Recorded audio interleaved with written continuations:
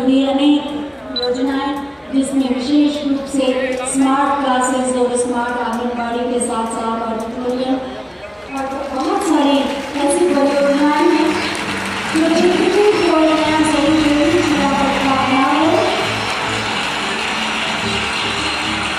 115 करोड़ 42 लाख की परियोजनाएं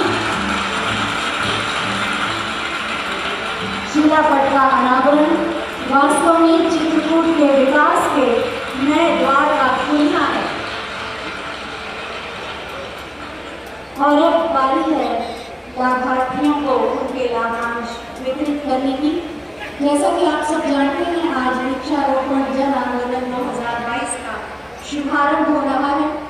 हम आज के दिन प्रतीक स्वरूप में भारतपुर वन विभाग द्वारा रोपित 10,000 पौधों को अपने बच्चे की तरह, जिन्होंने पाल पोस कर बड़ा किया और एक बड़ा आमले का वन उन्होंने तैयार किया है, उनको पौधा भी देंगे माननीय मुख्यमंत्री महोदय। उनका माला पहनाकर स्वागत, शॉल उड़ाकर अभिनंदन। जिन्होंने इन पौधों का सिंचन भी स्वयं किया और बड़ी रह के अपने परिवार, अपने पुत्रों की तरह इन पौधों की देखभाल की। अभिनंदन के बाद ये पौध उन्हें प्रदान कर रहे हैं माननीय मुख्यमंत्री जी। आप सब जोरदार तालियों के साथ जुड़िए वृक्षारोपण के इस जन आंदोलन के अभियान से। और अब विभिन्न लाभार्थियों को दिया जाएगा। सबसे पहले माध्यमिक शिक्षा विभाग की ओर से कुमारी, इसके बाद ग्राम्य विकास विभाग द्वारा मुख्यमंत्री आवास योजना ग्रामीण के अंतर्गत आवास का मॉडल और स्वीकृति पत्र दिया जाएगा श्रीमती राजकली और श्रीमती प्रेमा को।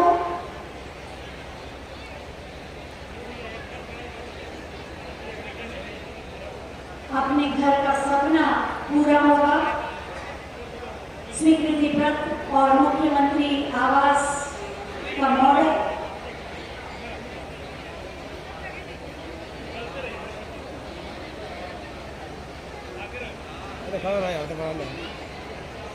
आपकी तालियों के बिना सब कुछ सूना सा लगता है।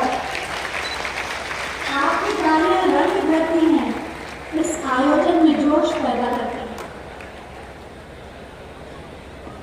श्रीमती प्रेमा को भी स्वीकृति पत्र और मॉडल। और इसके बाद हम आपको बताना चाहेंगे कि परिवहन विभाग द्वारा पंथ परियोजना के अंतर्गत स्कूटी और कार चालन के लिए निःशुल्क ट्रेनिंग दी जाती है। सुश्री भानुजा मिश्रा को ड्राइविंग लाइसेंस प्रदान किया जाएगा। परिवहन विभाग पंथ परियोजना के माध्यम से स्कूटी और कार के संचालन के लिए निःशुल्क ट्रेनिंग देता है भानुजा मिश्रा को। और अब बेसिक शिक्षा विभाग द्वारा कायाकल्प योजना के अंतर्गत जिस जिस ग्राम पंचायत में अच्छे विद्यालय बन रहे हैं उन्हें सम्मानित किया जाएगा। सबसे पहले ग्राम प्रधान सेमरिया जगन्नाथवासी श्री चिन्नू प्रसाद जी को, जिन्होंने कायाकल्प के 19 बिंदुओं को संतृप्त किया है और अपने ग्राम पंचायत के विद्यालय को कायाकल्प किया है। जोरदार तालियों से आप शुभकामनाएं भी दें और प्रेरणा भी। श्रीमती उषा सिंह ग्राम प्रधान ऊंचा भी, इन्हें भी अपनी ग्राम पंचायत के विद्यालय का कायाकल्प करने के लिए प्रशस्ति पत्र दिया जा रहा है। साथ ही ग्राम प्रधान मड़ैयन श्री राधे श्याम जी को भी अमृत सरोवर का निर्माण करने के लिए प्रशस्ति पत्र दिया जा रहा है ग्राम्य विकास मनरेगा की ओर से। बहुत बहुत धन्यवाद माननीय मुख्यमंत्री महोदय। मैं चाहूंगी इन सभी लोगों के लिए आप जोरदार तालियां बजाएं, क्योंकि ये सब बहुत अच्छी चीज है और कमजोर बच्चों के लिए बहुत उठाने के लिए साबित होगी। कार्यक्रम के अवसर पर प्रदेश में एक साथ करोड़ों फ्लेक्स लगाने के आज के इस कार्यक्रम में मंच पर मेरे साथ उपस्थित प्रदेश सरकार में पर्यावरण, वन और जलवायु परिवर्तन मंत्री डॉक्टर अरुण सक्सेना जी, और उधर चले जाओ, लोक आर.के. सिंह पटेल जी, माननीय विधायक श्री अविनाश चंद्र द्विवेदी जी, विधान परिषद के माननीय सदस्य श्री जितेंद्र सिंह सेंगर जी, जिला पंचायत अध्यक्ष श्री अशोक जाटव जी,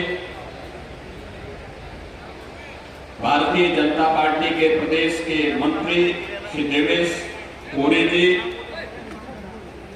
जिलाध्यक्ष श्री चंद्रप्रकाश खरे जी, प्रदेश सरकार के पूर्व मंत्री श्री चंद्रिका प्रसाद उपाध्याय जी, पूर्व सांसद श्री भैरव प्रसाद मिश्र जी, श्री लवकुश चतुर्वेदी जी, श्रीमती रंजना उपाध्याय जी, श्री रमेश चंद्र द्विवेदी जी, राम रतन प्रजापति जी,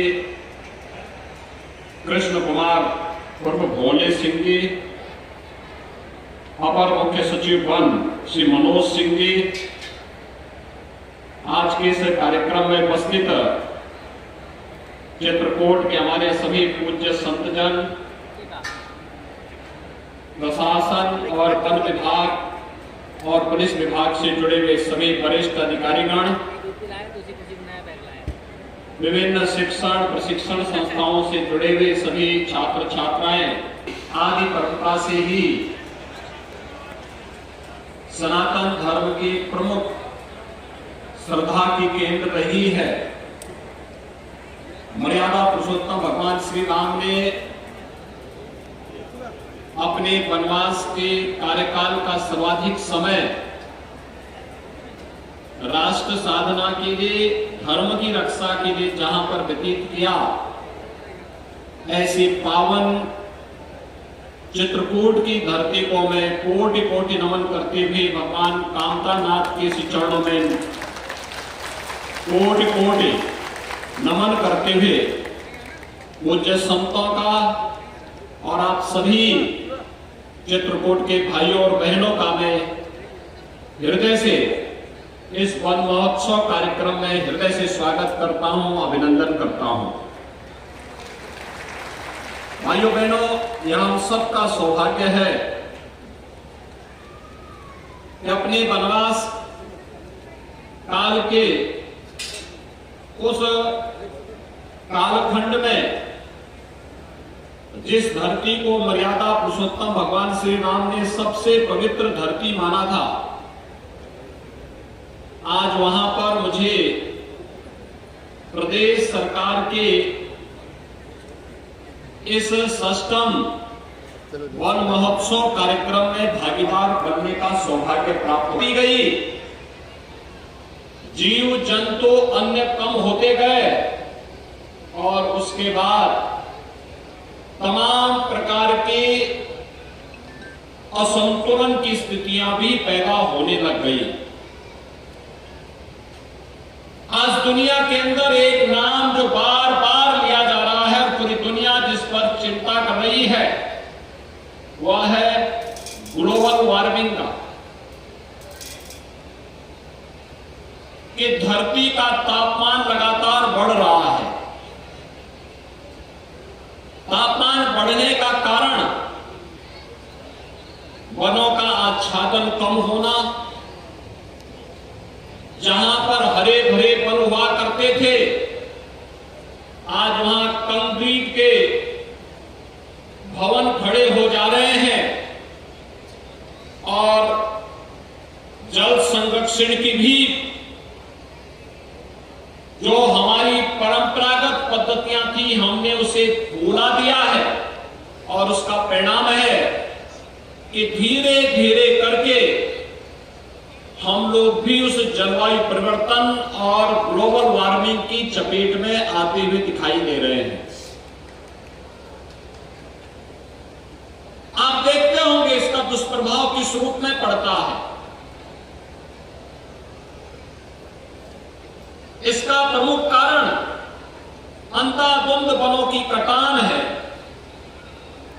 अपने स्वार्थ के लिए प्रकृति के इस अनमोल रत्न को जब नष्ट करता है तो उसकी कीमत भी न केवल मनुष्य को बल्कि इस सृष्टि के हर जीव जंतु को चुकानी पड़ती है।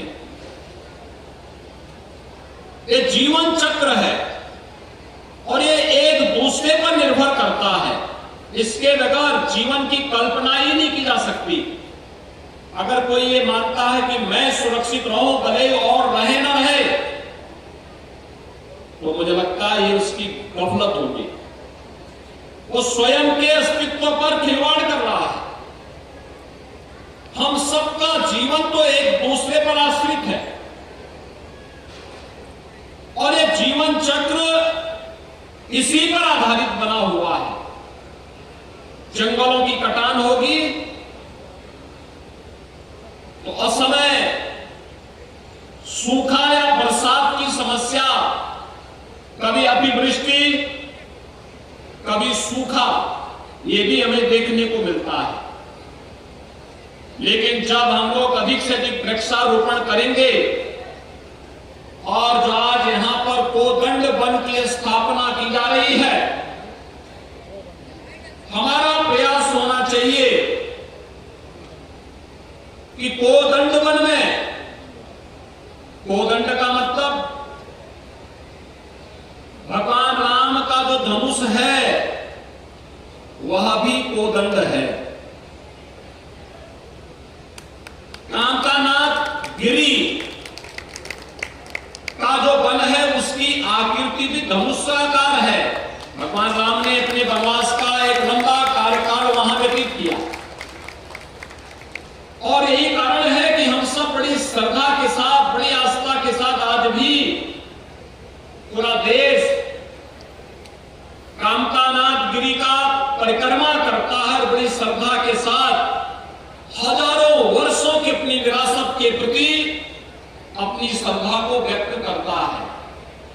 ये केवल श्रद्धा को व्यक्त करने का नहीं, बल्कि उस समय की परंपरा के प्रति कृतज्ञता ज्ञापित करते हुए एक एक कण को, एक एक वनस्पति को हम इसके अवसर पर जब परिक्रमा करते हैं तो उसके संरक्षण की गारंटी भी देते हैं कि भगवान की कृपा तो पूरी सृष्टि पर है और हम लोग यहां पर हैं।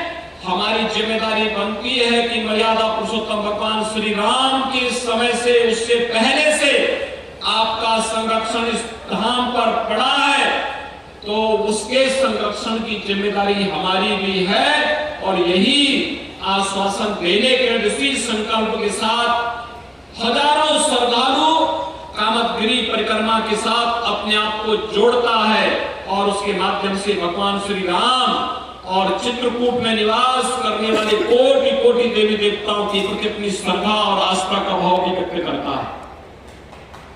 जो पद यहां पर बनाया जा रहा है, इसमें रामायण कालीन सभी प्रकार के वृक्षों को लगाने की व्यवस्था के साथ इसे जोड़ने की आवश्यकता है। लोगों की स्मृति इसके साथ जुड़े। अगर आपने वनों को आच्छादन तेज किया, उसे बनाया, उसको संवारने का काम किया, जल संरक्षण की परंपरागत पद्धति को अपना करके इस दिशा में कार्य प्रारंभ किया, तो भाइयों बहनों कोई कारण नहीं कि आप आने वाले समय में न केवल असमय जो सूखा पड़ता है, अतिवृष्टि का सामना करना पड़ता है, इससे तो हम बच ही पाएंगे। जो ग्लोबल वार्मिंग की चेतावनी बार बार पूरी दुनिया के मौसम वैज्ञानिक हमें दे रहे हैं, उससे भी हम अपनी धरती माता को बचाने में सफल होंगे।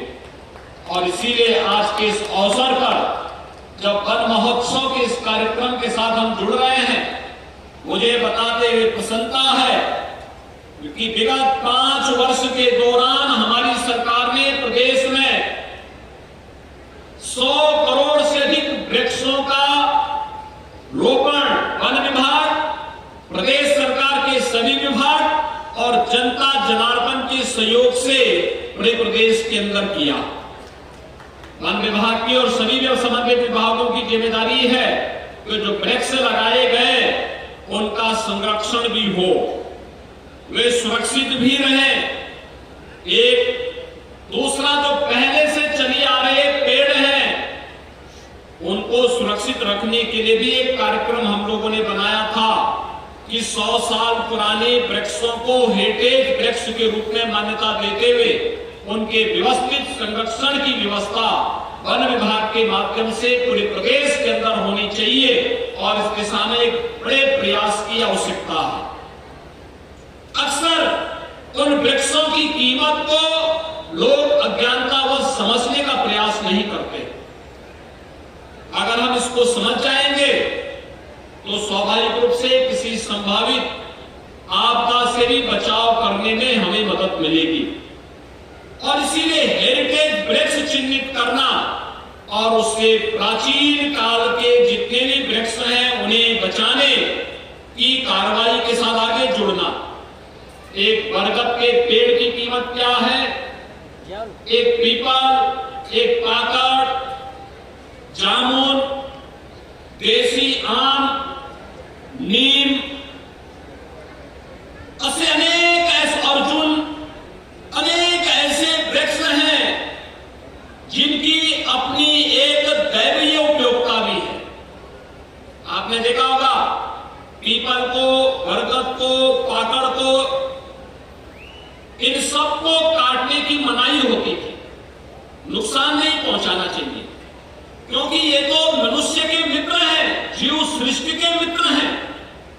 इन पर पूरी जीव परंपरा आधारित है, निर्भर करती है। लेकिन जब मनुष्य अपने स्वार्थ में आगे बढ़ता है तो वह इनको भी नुकसान पहुंचाता है।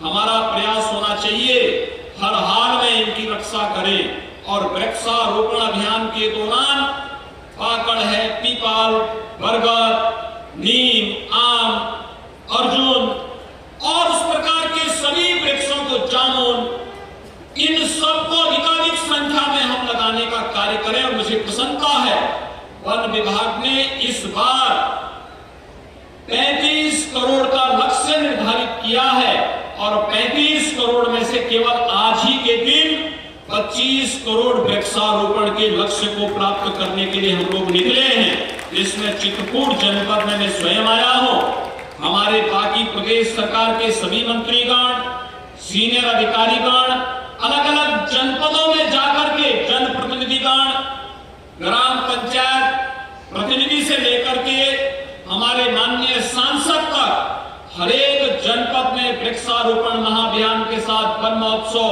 अभियान के साथ जुड़ करके इस महोत्सव को सफलता की नई ऊंचाइयों तक पहुंचाने का कार्य कर रहे हैं।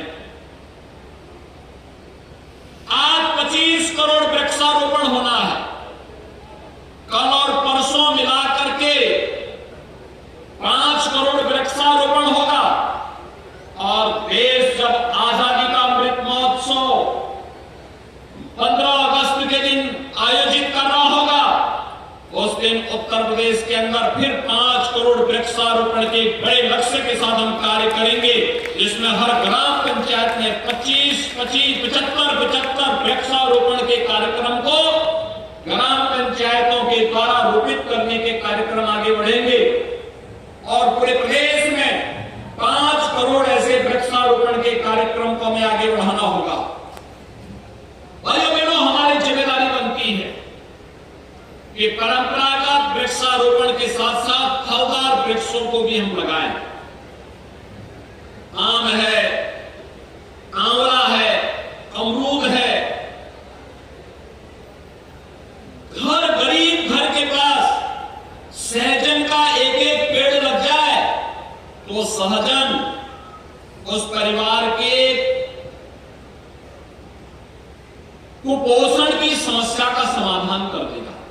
सहजन की सब्जी कितना प्रोटीन और विटामिन से भरपूर है।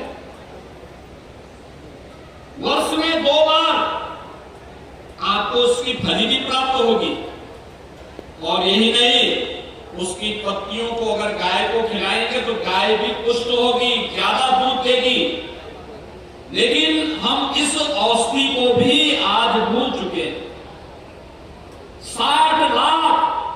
सहजन की पौध वन विभाग ने तैयार की है और 60 लाख सहजन हम प्रदेश के अंदर फ्री में हर उस परिवार को उपलब्ध कराएंगे जो प्रधानमंत्री आवास योजना, मुख्यमंत्री आवास योजना में जिन्हें आवास मिले हैं लेकिन उन्होंने अपने घर के सामने अगर सहजन का पेड़ नहीं लगाया है तो उसे एक सहजन का पेड़ देने का कार्य भी वन विभाग इस अवसर पर करने जा रहा है।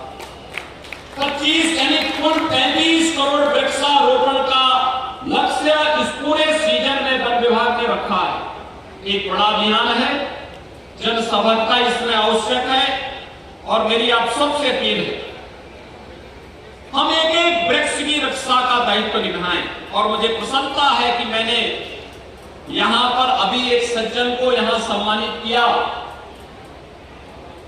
जो अब परिवार में उनका कोई नहीं है, उन्होंने अपना पूरा जीवन वृक्षारोपण के लिए और वृक्षों की रक्षा के लिए समर्पित किया है। अभी उनका सम्मान यहां मंच पर हुआ है। परंपरागत रूप से विरासत से प्राप्त इन वृक्षों के संरक्षण के लिए वृक्ष मित्र बनकर के आप भी प्रकृति के मित्र बनने के लिए अपने आप को आगे बढ़कर के कार्य कर सकते हैं। और इसके लिए मैं आह्वान करूंगा कि चित्रकूट जनपद में पूरे प्रदेश के अंदर अधिक से अधिक वृक्ष मित्र बनकर के प्रदेश के वन आच्छादन को बढ़ाने और प्रदेश के अंदर प्रकृति प्रदत्त इस अनमोल उपहार की रक्षा करने के लिए हम सब बढ़ चढ़ करके भाग लेंगे। मैं इस अवसर पर पूज्य संतों से भी इस बात का अनुरोध करूंगा कि हमारा प्रयास होना चाहिए कि हम अब जो फलदार वृक्ष भी लगाएं, हमारा प्रयास होना चाहिए वो प्राकृतिक बागवानी हो। गाय का गोबर और गौमूत्र से जो भी हम उसके माध्यम से